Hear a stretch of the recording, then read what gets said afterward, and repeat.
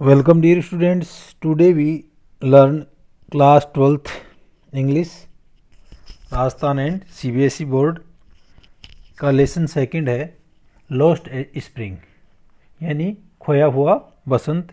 तो this lesson is written by Anees Jung, an Indian English writer. तो ये एनिस जंग है, उसके द्वारा लिखा गया है और इन्होंने जो भारत की जो गरीबी है उसका चित्रण है वो बहुत ही फैक्चुअल रूप से यहाँ पर किया है। एनिस जंग है यहाँ पर जो भारत की गरीबी है उसका उदाहरण दिल्ली के पास जो सीमापुरी है वहाँ के जो रैग पिकर्स हैं उनका उदाहरण देती है, और दूसरा है जो फिरोजाबाद के बेंगल मेकर्स हैं उनकी जो दुर्दशा है उसके द्वारा वो वर्णन करती है। तो अपना ये थर्ड पार्ट है। इस लेसन के जो फर्स्ट और सेकंड पार्ट है उसका लिंक आपको डिस्क्रिप्शन में मिल जाएगा। तो यदि वो आपने नहीं पढ़े हैं तो पहले उन वीडियो को आप देख लें। Mukesh insist on being his oven master. तो मुकेश है वो अपना स्वयं का मालिक होने के ऊपर जोर देता है। I will be A motor mechanic. मैं एक मोटर मैकेनिक या मोटर का मिस्त्री बनूंगा। ही अनाउंस, वह घोषणा करता है। Do you know anything about cars. आप कार के बारे में कुछ जानते हो क्या। आई आस्क, मैंने पूछा। किसने पूछा? जो राइटर है इस लेसन की, एनिस जंग ने पूछा। I will learn to drive a car. मैं एक कार है वो चलाना सीख लूँगा। ही आंसर्स, वह उत्तर देता है। Looking straight into my eyes, वह सीधा मेरी आँखों की ओर देखता है। His dream looms like a mirage, और उसके जो सपने हैं वो दिखाई देते हैं मृग तृष्णा की भांति। मिराज यानी मृग तृष्णा। Amidst the dust of street, इन धूल भरी गलियों के बीच में। That fill his town Firozabad, जो फिरोजाबाद कस्बा है उसके अंदर डस्ट से भरी हुई होती हैं, धूल से भरी हुई होती हैं।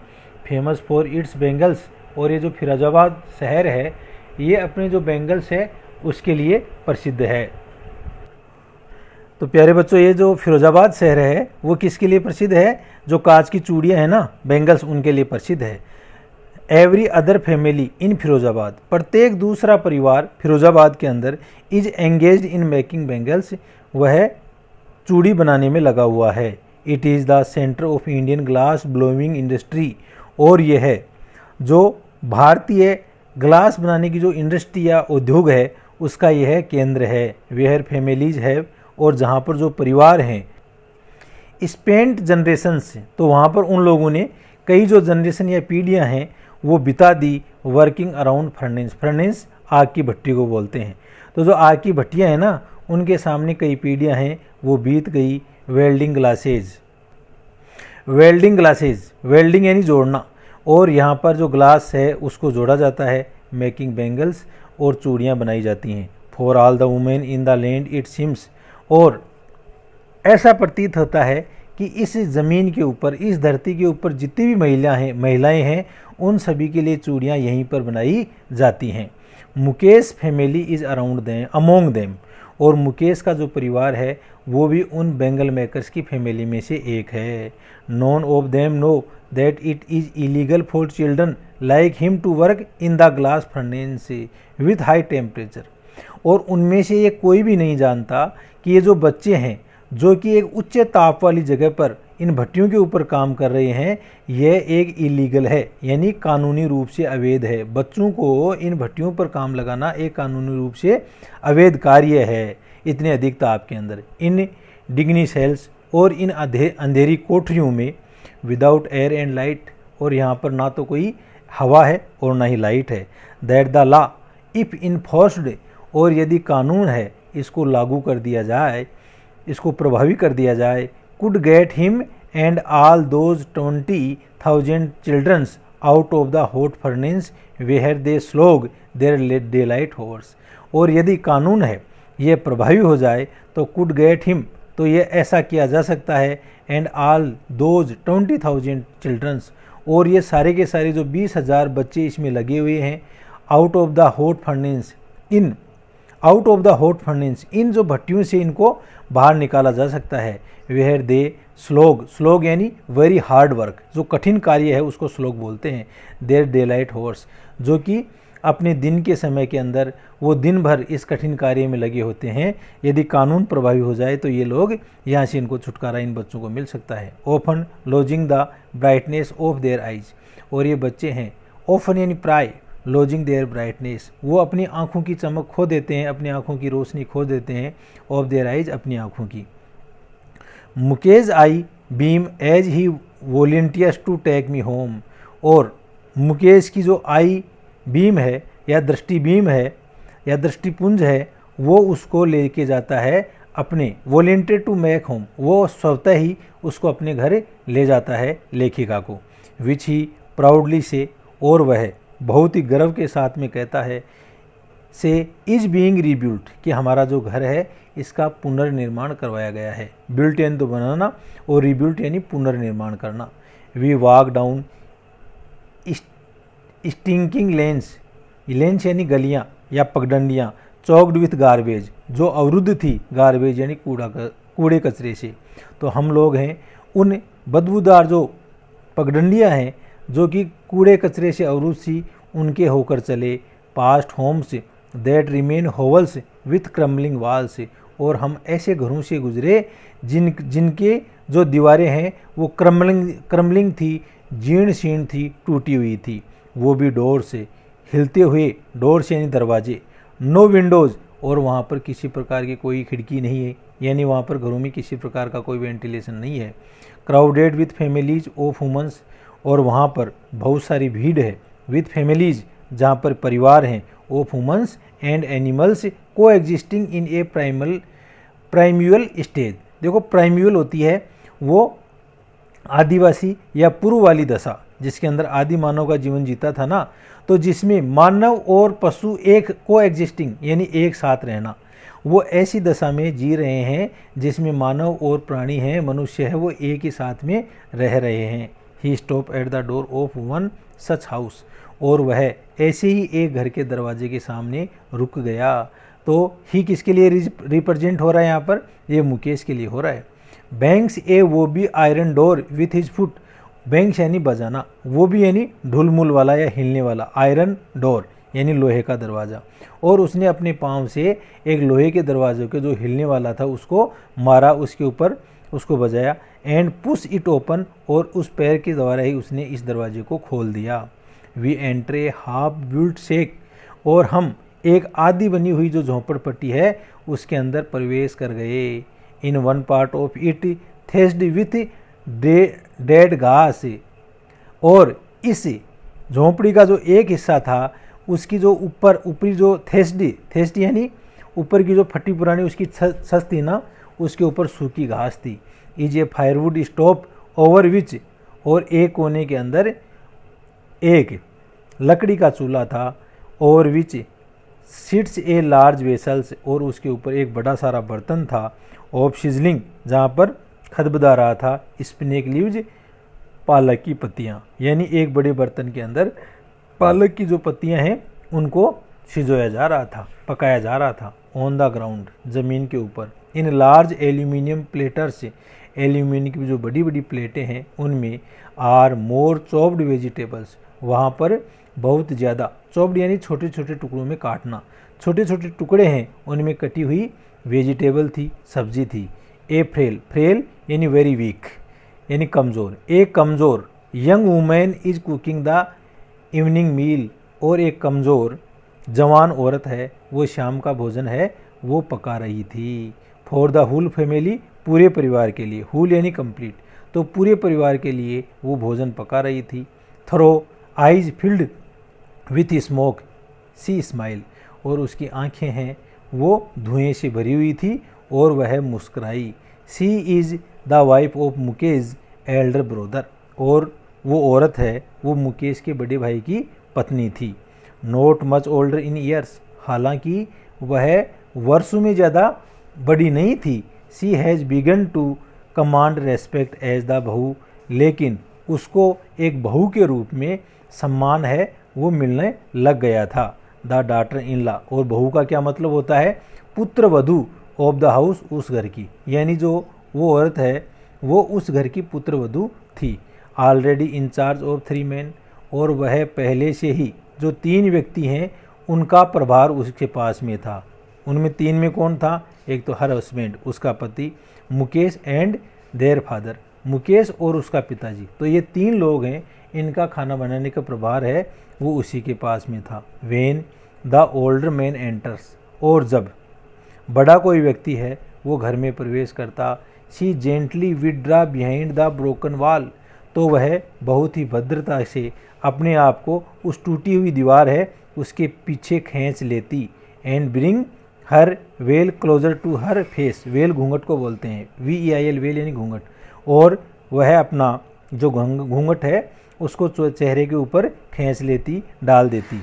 एज कस्टम डिमांड्स, और जिस प्रकार से परंपरा है, परंपरा की मांग है, daughter in law must veil their faces before male elders, यानी जो डॉटर इन लॉ या बहू हैं उनको अवश्य ही जब उस घर के बड़े होते हैं तो उन्हें अपने चेहरे के ऊपर घूंघट कर लेना चाहिए, ऐसी प्रथा है। इन दिस केस, और इस मामले के अंदर, the Elder is an improvised Bengal maker, और इस केस के अंदर, इस मामले में जो बड़े लोग हैं वो गरीब चूड़ी बनाने वाले हैं। बेंगल मेकर यानी चूड़ी बनाने वाले। Despite long years of hard worker, despite यानी बावजूद, लंबे समय के कठिन परिश्रम के बावजूद, लेबर यानी कार्य, परिश्रम, तो हार्ड लेबर यानी कठोर, लंबे समय के कठोर परिश्रम के बाद भी, फर्स्ट एज ए टेलर, पहले वो एक दर्जी थे, देन ए बेंगल मेकर, और बाद में वो चूड़ी बनाने लग गए। He has failed to renovate a house, लेकिन फिर भी वो लोग हैं, वो एक घर है उसको रिनोवेट यानी उसका पुनरुद्धार करना, उसको ठीक वापस सही करना, तो उसके अंदर वो लोग असफल हो गए। Send his 2 sons to school, उन्होंने अपने 2 पुत्र हैं उनको स्कूल में भेजने से भी वो वंचित हो गए।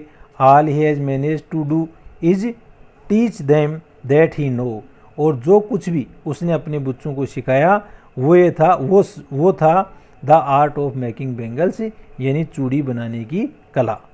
तो इस तरह से उनके अंदर वहाँ पर इतनी ज़्यादा गरीबी है, और उस गरीबी के कारण ना तो वो लोग अपने घर बना पाते हैं जीवन भर कठोर परिश्रम करने के बाद में, और अंततः अपने बच्चों को कुछ सिखा पाते हैं, तो वो केवल चूड़ी बनाने का कार्य है, कांच की चूड़ी बनाने का। इट इज़ हिज कर्म, यह उसका कर्म है। हिज डेस्टिनी, और यही उसकी तकदीर है। से मुकेश ग्रैंड मदर, मुकेश की दादी है, उसने कहा कि यही उसका कर्म है और यही उसकी तकदीर है। Who has watched her own husband go blind with the dust from polishing the glass of Bengal से। अब वो कहती है कि उसने अपने स्वयं के पति को जो चूड़ियों की पॉलिश करने वाली जो धूल है, उसे निकलने वाली जो धूल है ना, उसे अंधा होते हुए देखा था। Can a god given lineage, lineage यानी वंश परंपरा, एवर बी ब्रोकन, और भगवान द्वारा जो प्रदत्त परंपरा है क्या उसको तोड़ा जा सकता है क्या? सी इम्प्लाइज, वह जोड़ देती है, born in the caste of bangle maker से, यानी एक चूड़ी बनाने वाली की जाति के अंदर जन्म लेना। They have seen nothing but bangles, तो वो लोग हैं वो कुछ भी नहीं देखते हैं, केवल चूड़ी बनाना देखते हैं। इन द हाउस, घर के अंदर, इन द यार्ड, अहाते के अंदर, इन एवरी अदर हाउस, और प्रत्येक अन्य घर के अंदर, एवरी अदर यार्ड, प्रत्येक अन्य अहाते में, एवरी स्ट्रीट इन फिरोजाबाद, और फिरोजाबाद की प्रत्येक गलियों के अंदर, स्प्रिल्स ऑफ, स्प्रिल्स यानी गोल गोल या कुंडलित, बेंगल्स यानी चूड़ियाँ, सन्नी गोल्ड, तो उसके अंदर सुनहरे रंग की चूड़ियाँ हैं, पेडी ग्रीन यानी हरी धान की तरह की चूड़ियाँ हैं, रॉयल ब्लू शाही नीले कलर की, पिंक यानी पिंक कलर की, पर्पल बैंगनी, every colour born out of the 7 colour of the rainbow, और उन सभी रंग की वहाँ पर चूड़ियाँ हैं जो इंद्रधनुष के 7 रंगों से निर्मित होते हैं। लाई इन माउंट्स इन अनकेप्ट यार्ड्स, और ये सब माउंट्स यानी ढेर, ये चूड़ियाँ हैं वो ढेरों के ढेर में पड़ी हुई हैं, ढेर लगे हुए हैं। इन अनकेम्प्ट यार्ड, अनकेम्प्ट यानी यूं ही, यार्ड यानी अहाते में पड़ी हुई हैं। Are piled on 4 wheeled hand cart से, और ये जो चूड़ियाँ हैं वो 4 पहियों से चलने वाली, हाथ से धकेलने वाली जो गाड़ियाँ हैं उनके अंदर भी वो चूड़ियाँ पड़ी हुई हैं, pushed by young man along the narrow lane से, और इनको जवान जो व्यक्ति है वो धक्का दे करके चलाता है along the narrow lens, narrow यानी सकड़ी, उन से सकड़ी गलियों के अंदर, ऑफ द सेंटी टाउन, उस बदबूदार कस्बे के अंदर, यानी जो प्रदूषण वाला कस्बा है उसके अंदर जहाँ देखो आपको तरह तरह की जो चूड़ियाँ हैं वो कांच की चूड़ियाँ दिखाई देती हैं। एंड इन डार्क हटमेंट्स, और उन अंधेरी हटमेंट्स यानी झोंपड़पट्टी के अंदर, next two lines of flames of flickering oil lamps, next two lines of flames of flickering oil lamps, lines यानी तो पंक्तियाँ, फ्लेम्स ऑफ फ्लिकरिंग, फ्लिकरिंग यानी टिमटिमाती, फ्लेम्स यानी ज्वाला, ऑयल लैम्प्स यानी तेल की लैंप, तेल की लैंप की जो टिमटिमाती हुई पंक्तियां हैं वो sits boy and girls with their father and mothers, तो इन पंक्तियों के ऊपर के पास में जो बच्चे और लड़कियां हैं वो अपने माता पिता के पास में बैठ जाते हैं।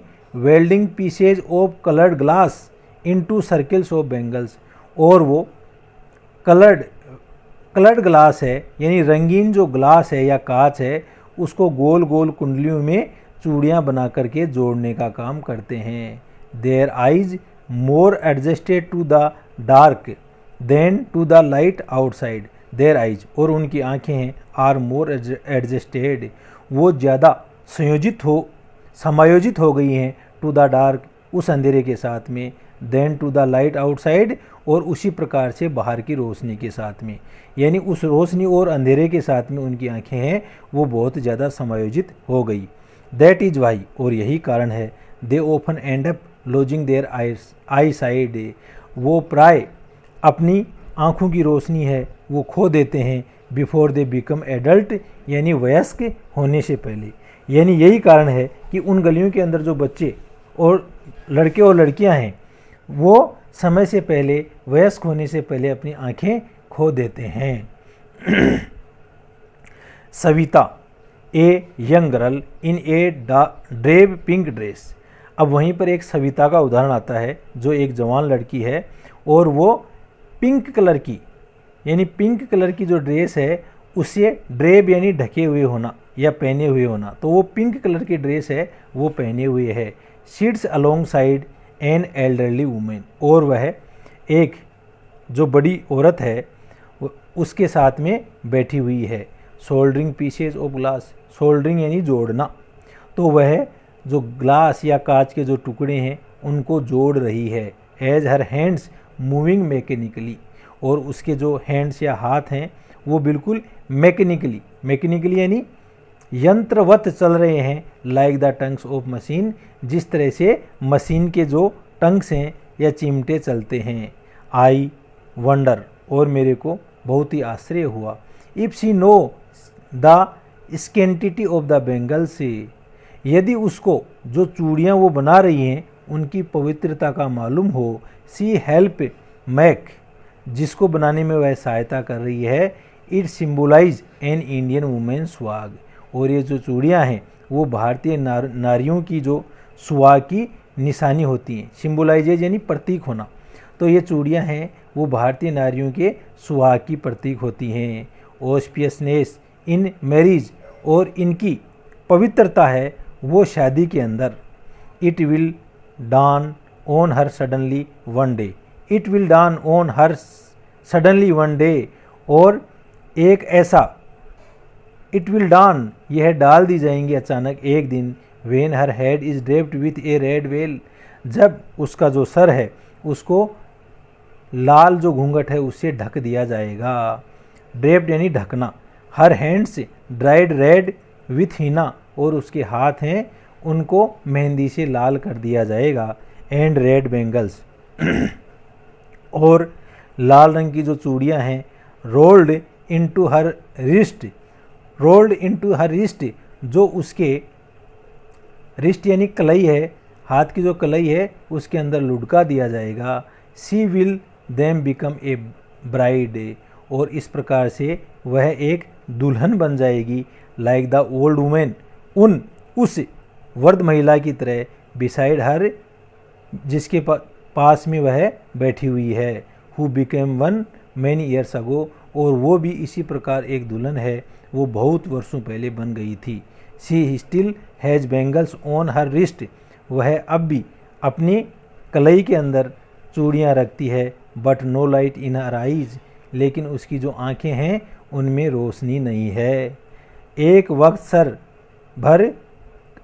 वक्त शेर भर खाना भी नहीं खाया, यानी वो इसका कहने का मतलब है कि वह एक समय के अंदर शेर 1 किलो को बोलते हैं, यानी शेर भर खाना भी नहीं खाया, यानी पूरा खाना भी नहीं खाया। सी सेज, वह कहती है, इन ए वॉइस ड्रेन्ड ऑफ जो, एक ऐसी आवाज़ के अंदर जिसके अंदर खुशी की कमी थी। ड्रेन्ड यानी सोख लेना, उसमें किसी प्रकार की कोई खुशी नहीं थी।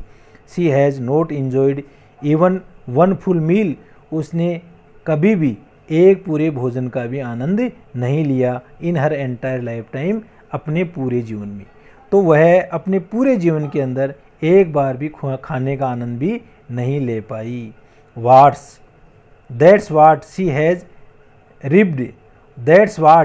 रिब्ड, और यही वो सब चीज़ें थी जो उन्होंने काटा था। हर हस्बैंड, उसका जो पति है, an old man with a flowing beard, और वह है एक वृद्ध व्यक्ति था।